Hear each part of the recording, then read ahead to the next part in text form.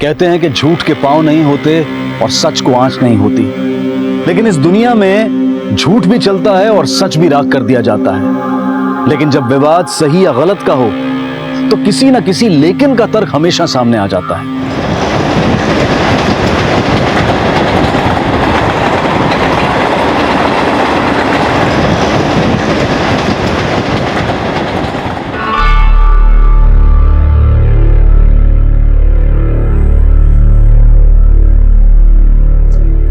आहिस्ता से भाई, आहिस्ता से, कच्चे बाल हैं, उखड़ गए तो दाग पड़ जाएगा।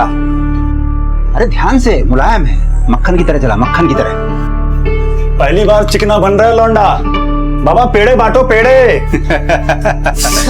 अरे कोई बात नहीं, कोई बात नहीं, फिटकरी लगा ले, फिटकरी। देखा बाबा, एक शेफ तो कर नहीं पाता, ये पायलट का खाक बनेगा। अरे बनेगा, जरूर बनेगा।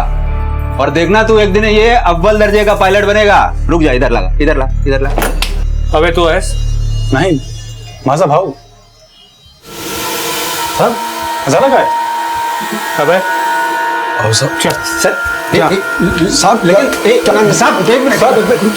लेकिन हुआ क्या है साहब? एक लेकिन का विरोधाभास, फिर एक इल्जाम, फिर एक सफाई, लेकिन परिणाम। लेकिन ये क्यों हुआ? इस लेकिन के जवाब में ऐसे कई लेकिन बेजुबां हो गए। अरसा गुजर गया पर ये लेकिन अब भी खड़ा है।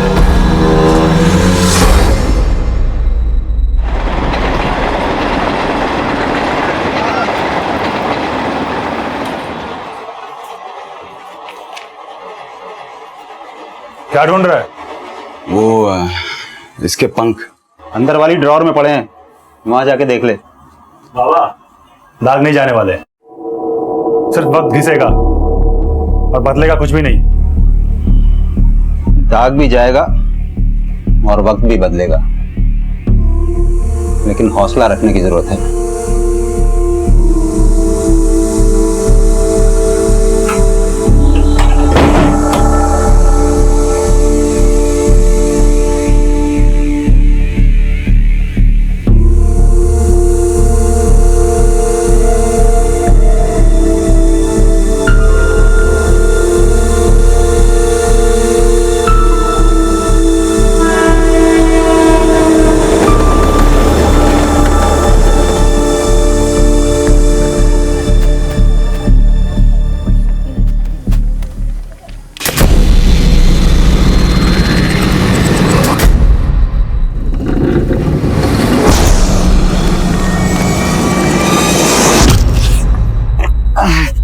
ऐसे क्या देख रहा?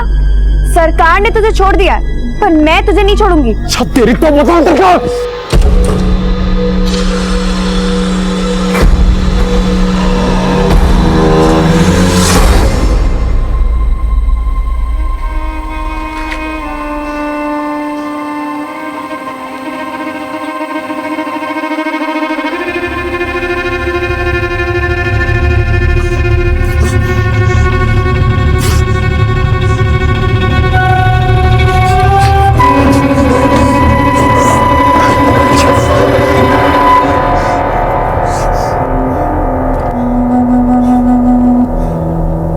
क्यों टूट गया हौसला? बाबा ना बेकार में तेरे से उम्मीद करते हैं। जो दाग तेरी वजह से हम पर लगा है वो कभी नहीं मिटने वाला।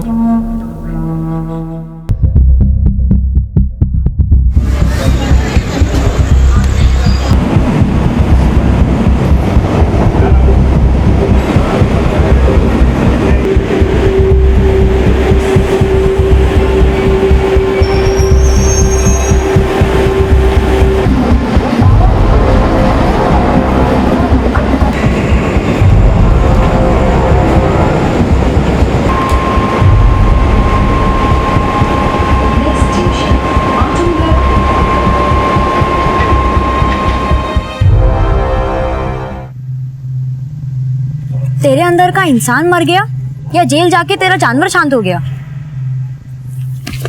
भाग मत, साबित करके दिखा कि तू इंसान है या जानवर ही था।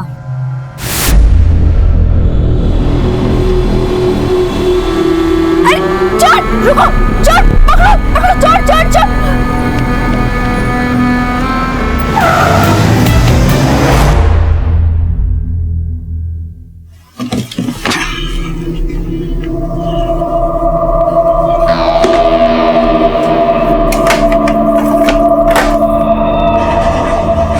दुनिया की नजर से खुद को मत देख, बस खुद का हौसला जिंदा रख।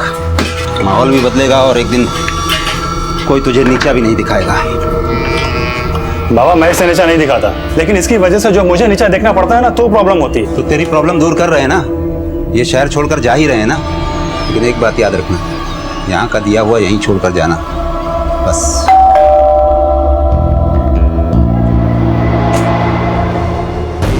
अब लेकिन हुआ क्या है? चल क्या हुआ सर? अब क्या हुआ है सर? सर हुआ तो, लेकिन सर अब सर सुनिए बात। अभय सर फिर से उसको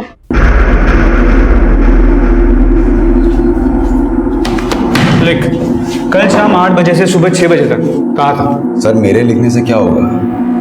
आपको जो सोचना है वो तो आप सोचोगे, तो आप ही लिख लो। सुधार करने जाके तो सुधरा नहीं, पक्का क्रिमिनल बन गया। साहब मेरे को बिना सबूत के क्रिमिनल मत बोलो आप। अच्छा, क्यों परेशान कर रहे हो सर?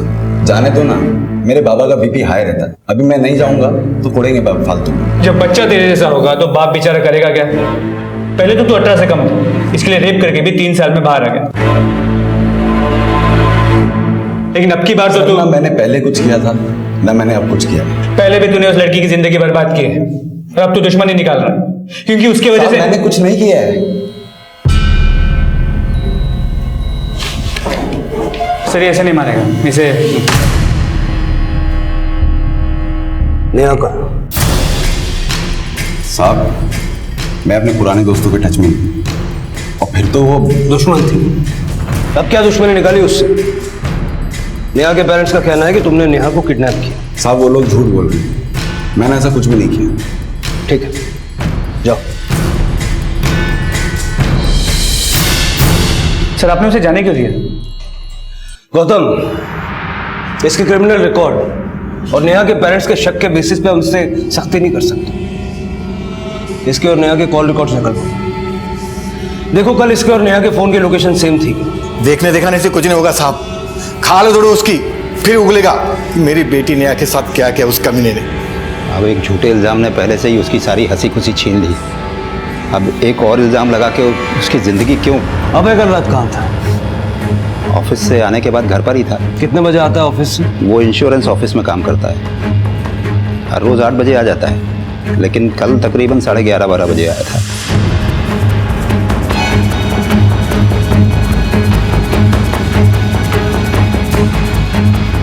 ठीक है सर, अभय तो कल शाम 7 बजे ही ऑफिस से निकल गया था। अब बोल झूठा कौन है?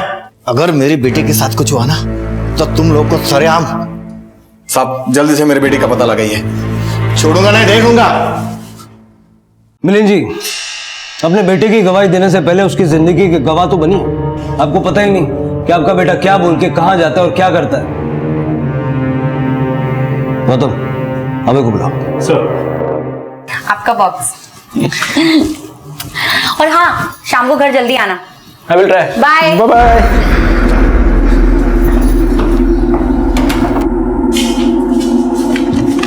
सर,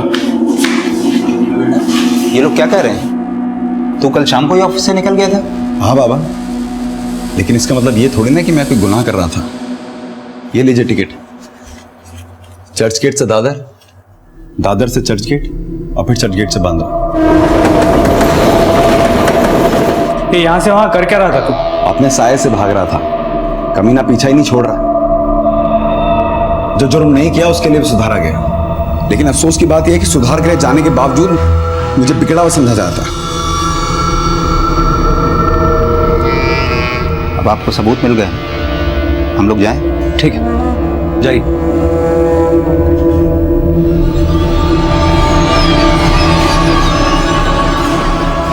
सर ये इसकी चाल है, हो सकता है कि ये टिकट्स इसके लिए किसी और ने खरीदे। टिकट काउंटर का सीसीटीवी फुटेज मंगवा।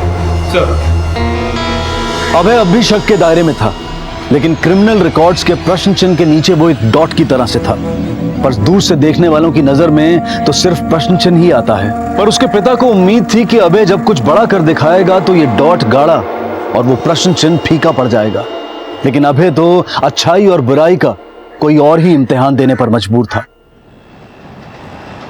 आज नहीं रिवाज, सॉरी यार, एक्चुअली बाबा को कहीं जाना पड़ा ना, इसलिए। कल मिलवा दूंगा पक्का। नहीं, और कोई नहीं रहता हमारे साथ। हाँ कल पक्का, श्योर। चल बाय, लव यू। गर्लफ्रेंड थी मेरी। ये क्यों बोला कि घर पे कोई नहीं? क्योंकि मैंने उसे बोल रखा है कि तू हमारे साथ नहीं रहता। जब वो यहां आए तो तू बाहर चले जाना।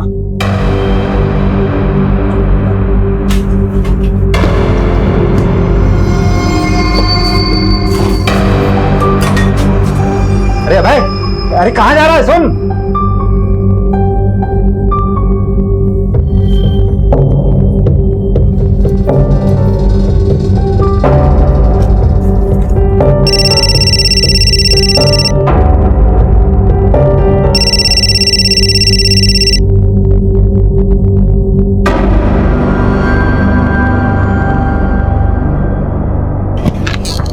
सर, चर्चगेट की सीसीटीवी फुटेज और अभय के कॉल रिकॉर्ड्स को चेक किया।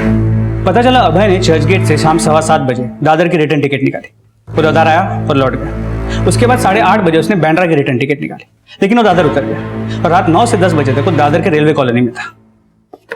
मतलब उसने टिकट बांद्रा की निकाली और वो दादर उतर गया। इसके अलावा रात 9:30 बजे तक नेहा अपने फ्रेंड्स के साथ दादर मार्केट में थी। उसके बाद उसे किडनैप किया गया और उसे ठिकाने लगा के अभय ने रात 11 बजे चर्चगेट से दादर की टिकट निकाली। गौतम, ये अभय में जैसा दिखा रहा है ना, वैसा ये है नहीं। जिस मार्केट में नेहा अपने फ्रेंड्स के साथ थी, वहां से नेहा के घर तक सब जगह छानबीन करो, हो सकता है कोई विटनेस मिले।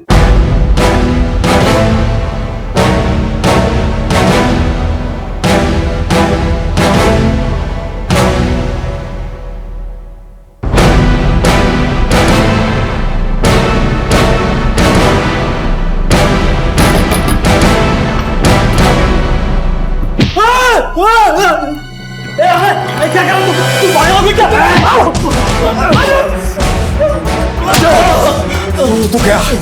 छोड़ूंगा नहीं तेरे को मैं।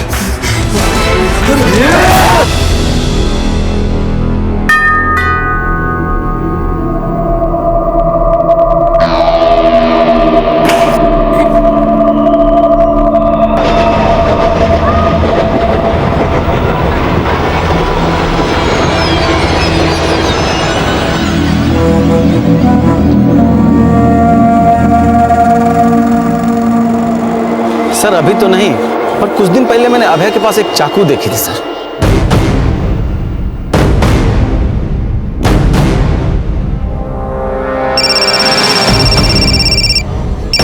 हेलो,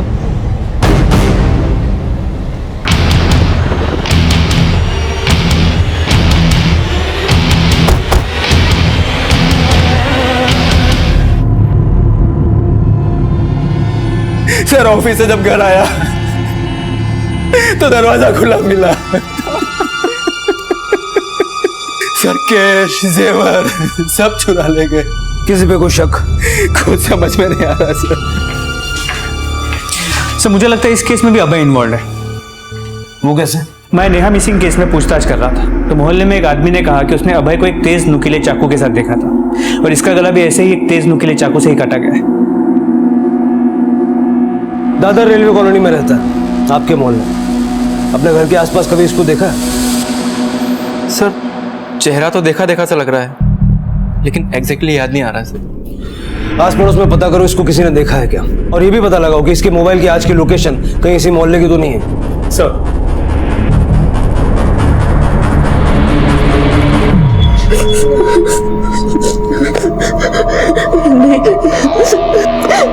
नहीं प्लीज जाने दो मुझे यहाँ से। प्लीज प्लीज मुझे छोड़ दो।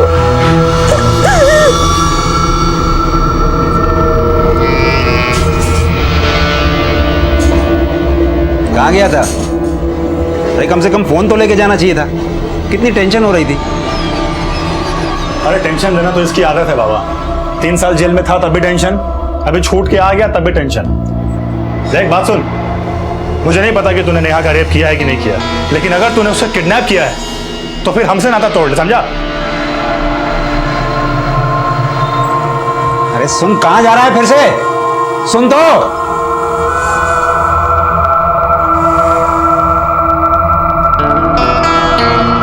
मैंने अभय के कॉल रिकॉर्ड्स को रीचेक किया। मर्डर से पहले सुजाता के नंबर पे अभय के नंबर से फोन हुआ था। इसके अलावा मर्डर से एक दिन पहले सुजाता के नेबर्स ने अभय को सुजाता के घर जाते हुए भी देखा था। सर, सुजाता से मिलने एक इंश्योरेंस एजेंट आया था। रात को सुजाता ने पॉलिसी के बारे में मुझे बताया था। हाँ, मैंने फोन किया था, उसने अपॉइंटमेंट दी और तभी मैं उसके घर गया था। मतलब पॉलिसी बेचने के बहाने तूने उसकी घर की रेकी की और अगले दिन जाके उसका मर्डर कर दिया। साहब, मैं क्यों उसका मर्डर करूंगा? वो तो पॉलिसी खरीदने वाली थी मेरी। पॉलिसी तो तुझे बेचनी ही नहीं थी, तुझे उसके घर से कैश और जेवर लूटने थे। बता, कहाँ है लूट का माल? क्यों परेशान कर रहे हो साहब? मैंने कुछ नहीं किया है। अच्छा, लेकिन तू तो चाकू लेके घूमता है। तेरे मोहल्ले में लोगों ने तुझे चाकू के साथ देखा है। उसी चाकू से गला काटा ना सुजाता का? साहब, चाकू लोग भाजी तरकारी काटने के लिए भी खरीदते हैं। खरीदा था? कहाँ से? दुकान से नहीं, साइकिल पे धार मारने वाले से खरीदा था। बहुत शाना समझता है ना तू खुद को? हाँ साहब, हिंदुस्तान में रोज क्राइम होते हैं, आपके हर क्राइम का इल्जाम मुझ पे लगेगा क्या? बोल बच्चन बनकर, सीधे सीधे बता, वरना हमारे पास और तरीके हैं उगलवाने के। सीधा सीधा आप ही बोल दो ना साहब। मर्डर के वक्त क्या किसी ने मेरे को सुजाता के घर के आसपास देखा था? क्या मेरे फोन की लोकेशन उस मोहल्ले की थी? फोन तो तू घर पे रख के आया होगा, जिस तरह तू ट्रेन का टिकट भी ले आया था। 8:30 बजे तू चर्च गेट से बांद्रा के लिए निकल रहा है, लेकिन दादर में उतर जाता है 9 बजे और 10 बजे तक तू वहीं रहता है। क्यों? उसी बीच नेहा भी किडनैप हो जाती है। साहब, भूख लगी थी इसलिए दादर स्टेशन उतरा था।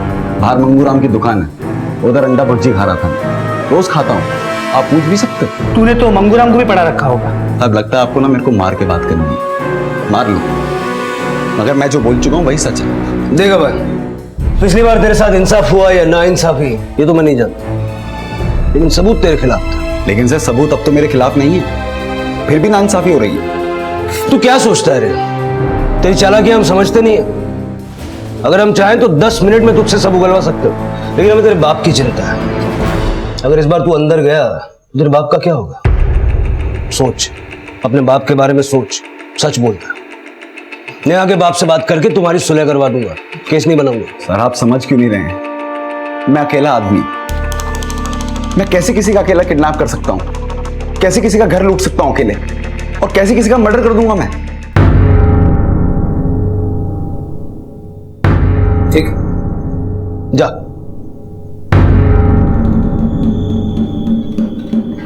अपनी सफाई में एक इशारा खुद देकर गया ही है। पता लगा ऐसा कौन हो सकता है जो इसका साथ दे रहा है और ये एक के बाद एक अपराध को अंजाम दे रहा है। सना और किरण, इन दोनों को अभय के फोन से अक्सर फोन होते थे।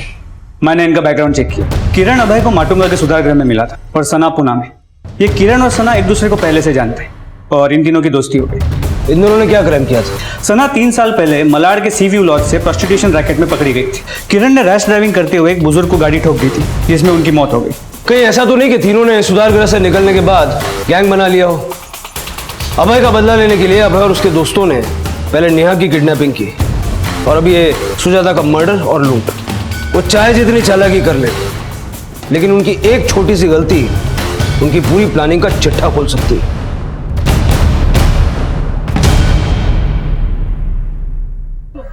देखो देखो, वो जा रहा है रेपिस्ट का बाप। अब तो सुनने में आया किडनैपर और खूनी भी बन गया है। पता नहीं कैसे संस्कार दिए इसने अपने बेटे को। पूरी कॉलोनी का नाम बदनाम करके रखा है।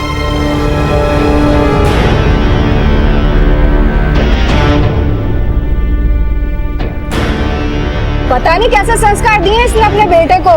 पूरी कॉलोनी का नाम बदनाम करके रखा है। बेटा कौशिक, आ गया तू?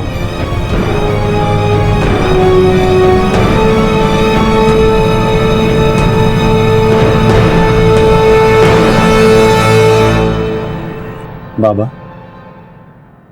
आपको कभी पीते हुए नहीं देखा,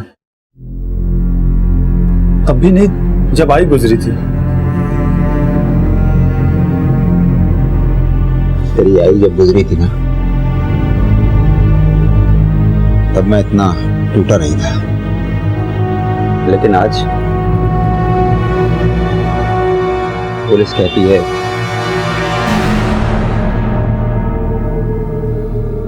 मैं जानता हूं अभय के साथ नाइंसाफी होने के कारण उसके अंदर गुस्सा पनप रहा होगा और इसी की वजह से वो बदले की भावना में जल रहा होगा। उसने सच में तो कौशिक, अभय हमारे हाथ से निकल गया, या फिर वो पहले से ही ऐसा था। बाबा अभय क्रिमिनल नहीं है। लेकिन तू तो बाबा मैं इसलिए गुस्सा नहीं होता कि वो गलत है, बल्कि उसे इसलिए कोसता हूँ कि उसके साथ हुई एक नाइंसाफी की वजह से समाज ने हमें भी कटघरे में लाके खड़ा कर दिया। बाबा अभय कल भी निर्दोष था और अब भी निर्दोष है। आप प्लीज इस भरोसे को टूटने मत दो बाबा। अभय के पिता का भरोसा टूट रहा था, भाई का अपना एक तर्क था और पुलिस के अपने कुछ मापदंड। लेकिन अभय का नजरिया क्या था, इस लेकिन का जवाब इतनी आसानी से नहीं मिलने वाला था। अभी और कई अपराध अभय की छवि का प्रश्न चिन्ह और भी ज्यादा गाढ़ा करने वाले थे।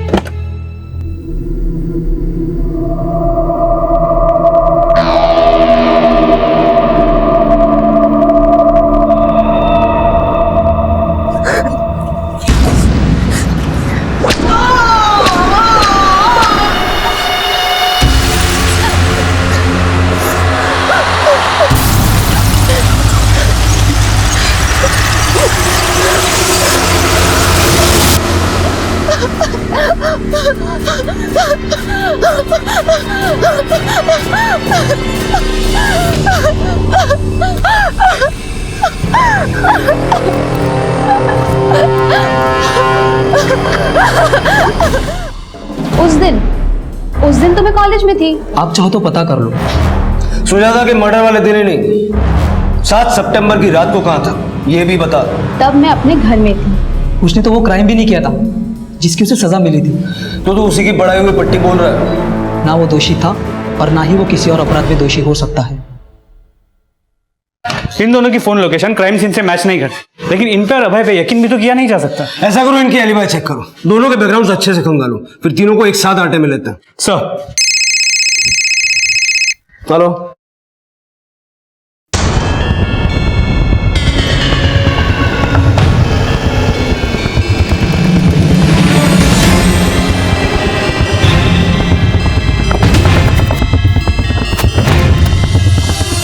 हटो हटो हटो हटो, फिर ये साइड में जी।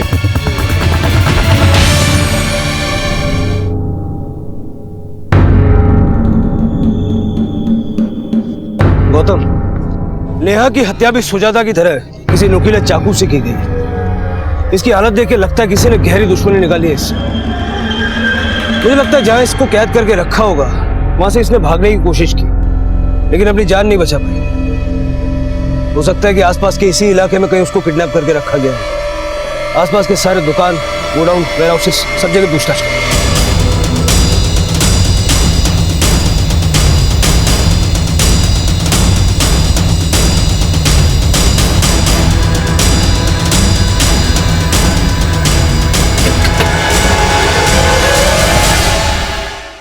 कहाँ कर बेटा? अरे कमीने बाहर निकल, मेरी बेटी को मारता है।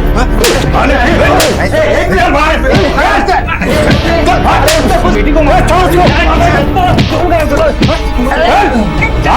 अरे बाजार में नंगा सा चल, बहुत चर्बी चली तेरे को।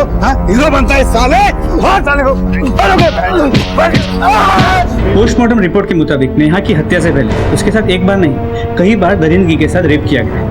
बॉडी पे, प्राइवेट पार्ट्स पे इंजरी मार्क्स, पैर की हड्डी भी टूटी हुई है। मतलब सिर्फ रेप ही नहीं किया गया, उसके साथ दिल खोल के दुश्मनी निकाली गई। और इस अभय के अलावा और कोई नजर भी नहीं आ रहा। कुछ पता चला नेहा को किडनैप करके कहाँ रखा गया था? आसपास पूछताछ चल रही है, होपफुली जल्दी कुछ पता चल जाए।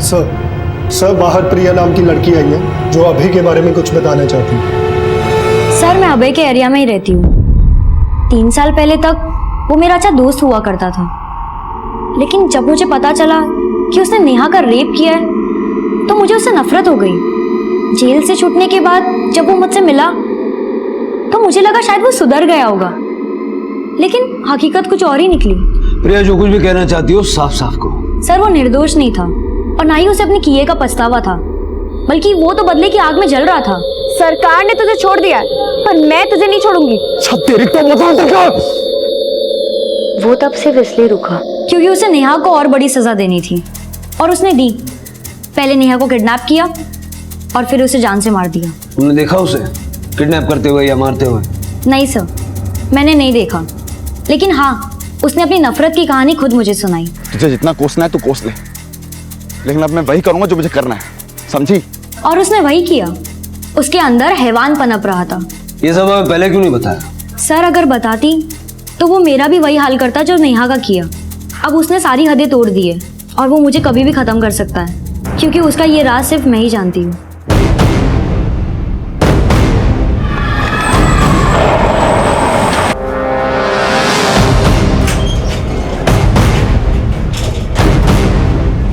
बेटा तू आराम कर, आराम से लेट जा। मैं तेरे लिए कुछ दवाइयाँ और फल लेके आता हूँ, ठीक है?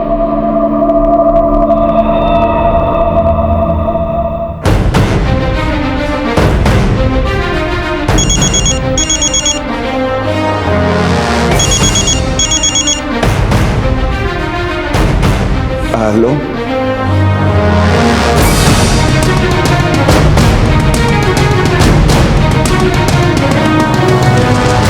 कहाँ है? सर अभी तो यही था। अस्पताल के अंदर बाहर हर जगह चेक करो जल्दी। Yes sir. हमसे होशियारी मत करना। बोलो कहाँ है वो? सर वो निर्दोष है। निर्दोष है तो भागा क्यों? सर वो डर के कारण भाग गया होगा। वो भागा नहीं है, तुम बाप बेटे ने मिलकर उसको कहीं छुपाया है। बोलो कहाँ है? सर हमें नहीं पता वो कहाँ है। आप प्लीज उस पर झूठे एलिगेशन लगा के आप उसकी जिंदगी छटे हुए बदमाशों से मिलना जुलना है अभय का। अब भूल जाओ कि बेटे और भाई का साथ नसीब होगा। रेप, मर्डर, लूट, इन सब चार्जेस में जिंदगी भर जेल में सड़ेगा वो।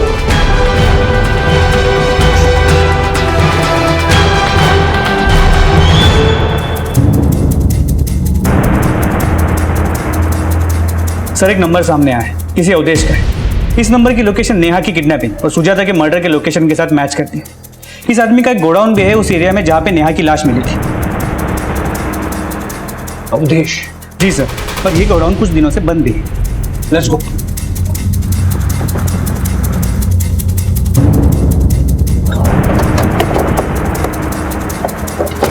सर अवधेश का गोडाउन ये ताला तोड़ो।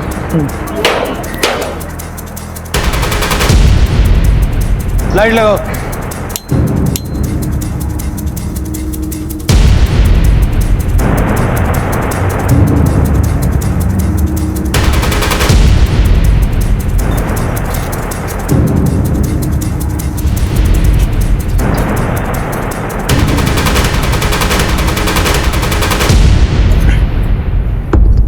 सर इसका मतलब नेहा को किडनैप करके यहीं रखा गया था। फॉरेंसिक को भेज दो।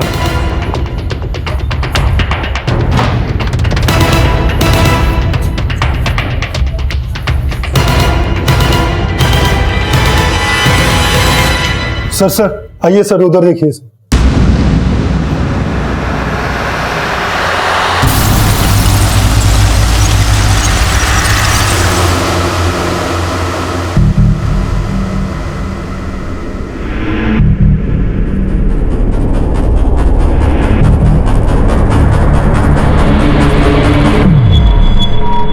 सर ये बॉडी गोडाउन के ओनर अवधेश की ही है। मैंने इसका बैकग्राउंड चेक किया तो पता चला चोरी, लूट और छेड़छाड़ के मामलों में कई बार ये जेल जा चुका है। खबरियों से ये भी पता चला है कि पिछले कुछ सालों में सुधार गृह से छूटे बच्चों को लालच देकर अपने गिरोह में शामिल कर लेता है। मतलब अभय, किरण और सना भी इसके साथ हो सकता है। सुजाता के मर्डर और नेहा की किडनैपिंग के दिन इसके फोन पे कई बार 10-10, 12-12 सेकंड के कई कॉल आए थे, पर ये कॉल्स किसी चोरी के सिम से किए गए थे। मतलब इस नंबर से अवधेश को लगातार अपडेट्स दिए जा रहे थे और ये कॉल्स और कोई नहीं, उसी की गैंग के क्रिमिनल बच्चे कर रहे होंगे।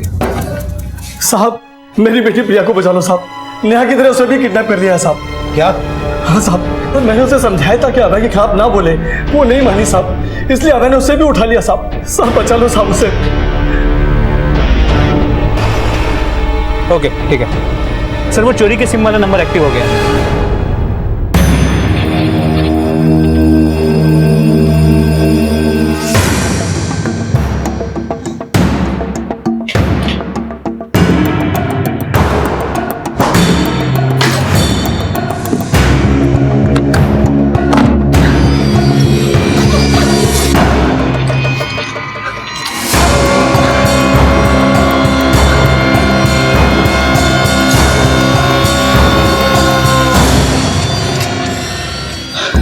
आज तो मजा आ गया। अच्छा, बहुत मजा आया। जल्दी जाने की हाँ।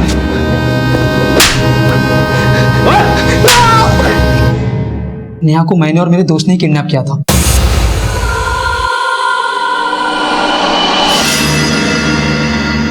अरे चोर, रुको, चोर, पकड़ो, पकड़ो, चोर, चोर, चोर। सुजाता भी अभय की क्लाइंट थी। क्या किया सुजाता ने अभय के साथ ऐसा जो अभय उसे मार दिया? साहब, सुजाता अभय की पॉलिसी लेने वाली क्लाइंट थी, लेकिन वो शिकार अवधेश उस्ताद की थी। अवधेश उस्ताद को मालूम पड़ा था उस घर में काफी माल है और पति के जाने के बाद वो अकेली रहती है। उस्ताद के गैंग के साथ वहां लूट की थी हमने। लेकिन सना और अभय, इनका इसमें कोई हाथ नहीं है, वो निर्दोष है सर। अब ये भी बता दे, प्रिया को कहाँ किडनैप करके रखा है? कौन प्रिया सर? अच्छा, अभय की इस दुश्मन को नहीं जानता? साहब मुझे नहीं पता, मैं सच बोल रहा हूँ। प्रिया कहाँ है?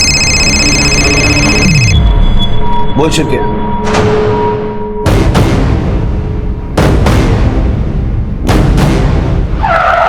सर उधर चले सर।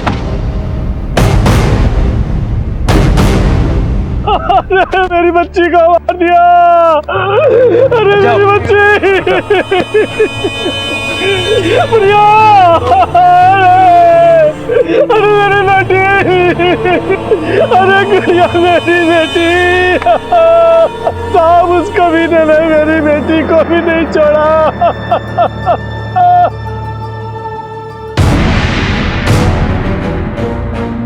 सिर्फ प्रिया के मर्डर में नहीं, नेहा, सुजाता, अवधेश, हर क्राइम में अभय ने किरण का साथ दिया है और ये किरण अब उसे बचा रहा है। लेकिन अब अभय ने अपने लिए गड्ढे खोद लिए हैं। जब प्रिया लापता हुई तो उसके फोन की लास्ट लोकेशन इसी एरिया की थी। उसकी लाश भी हमें इसी एरिया में मिली। इसका मतलब है कि अभय हॉस्पिटल से प्रिया को किडनैप करने नहीं, उसे मारने के लिए भागा था। इस अभय को ढूंढो। अपने साये से भागने की दलीलें दे रहा था ना, लेकिन उसने खुद को अपने ही साये में दफन कर लिया था।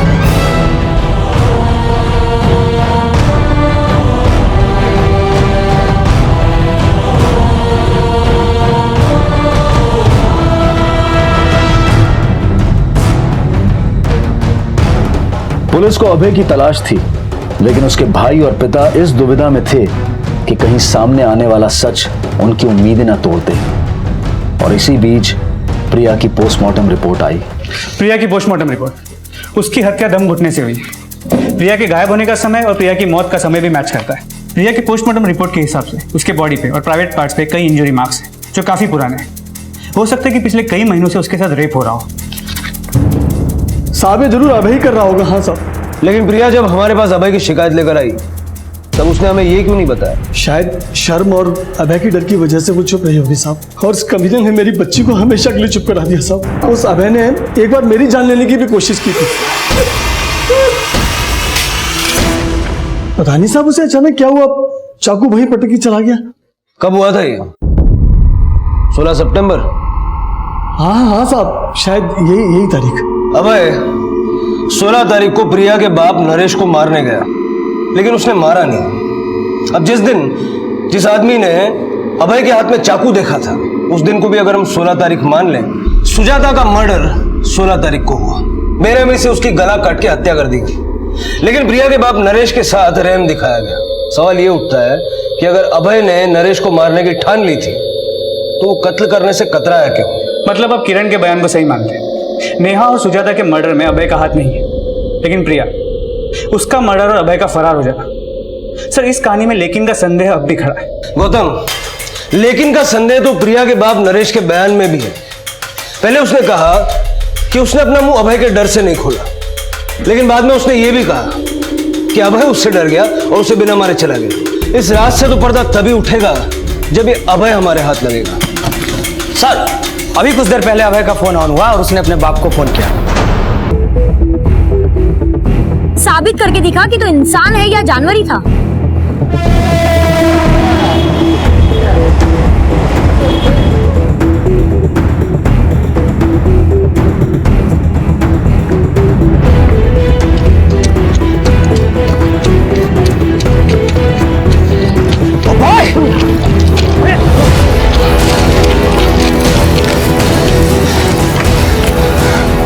अपने साये से भागना इतना आसान नहीं है। सही बोले साहब, मेरी तकदीर में ही था क्रिमिनल बनना।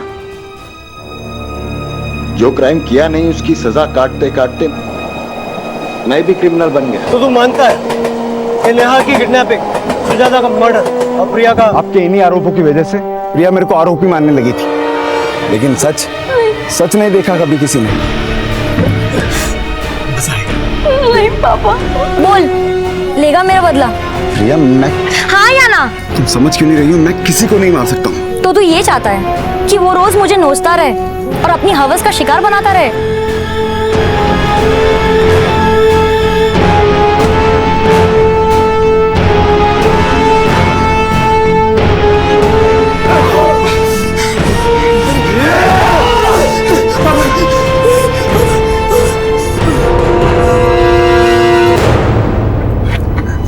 तूने पुलिस को झूठ बोला सिर्फ इसलिए कि मैंने तेरे बाप का मर्डर नहीं किया। तूने जानबूझ के नहीं मारा क्योंकि तुझे कोई फर्क ही नहीं पड़ता कि वो मेरा जिस्म नोचे या गला घोटे। तुझमें अपने बाप के खिलाफ तो सच बोलने की हिम्मत हुई नहीं, लेकिन मेरे बारे में झूठ बोल दिया तूने। हाँ, तू क्रिमिनल होके मुझे अपनाना नहीं चाहता, फिर कोई भला आदमी मुझे कैसे अपनाएगा? क्रिमिनल तू बना रही थी मुझे अपने बाप का मर्डर करवाकर। तू नेहा का रेप करके उसका मर्डर कर सकता है, एक औरत का गला काटकर उसका घर लूट सकता है, और एक राक्षस को मारने में तेरा हाथ कांपने लगा है। तुम्हें अच्छे से मालूम मैंने नेहा का रेप नहीं किया है। मैं गलत सोचती थी, लेकिन असलियत यही है कि तू एक रेपिस्ट है, खूनी है। प्रिया चुप रह। चिल्ला मत, तू एक रेपिस्ट है, खूनी है, और ये चीख चीख के मैं सबको बोलूंगी और तेरा सच सबके सामने लाऊंगी, देख लेना।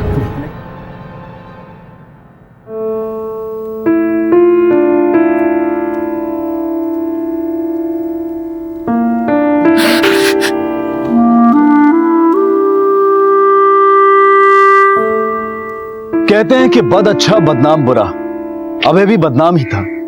लेकिन अगर कोई बदनाम है तो इसका मतलब ये नहीं है कि वो बुरा भी हो। जिंदगी बदलने का मौका हर किसी को मिलना चाहिए। अगर कोई गिरकर संभलने की कोशिश कर रहा हो तो भले ही हम अपना हाथ देकर उसकी मदद ना करें, लेकिन कम से कम उसे वापस धक्का तो ना दें। इसी विचार के साथ अब मैं अनूप सोनी आपसे विदा लेता हूं। फिर मुलाकात होगी अगले एपिसोड में एक और चौंका देने वाले केस के साथ। तब तक अपना और अपने परिवार का ख्याल रखें और देखते रहें क्राइम पेट्रोल डायल 100। सबक एक को सीख हम सबको। जय हिंद। इस तरह के और भी एपिसोड देखने के लिए हमारे चैनल को सब्सक्राइब करें और बेल आइकन दबाना ना भूलें।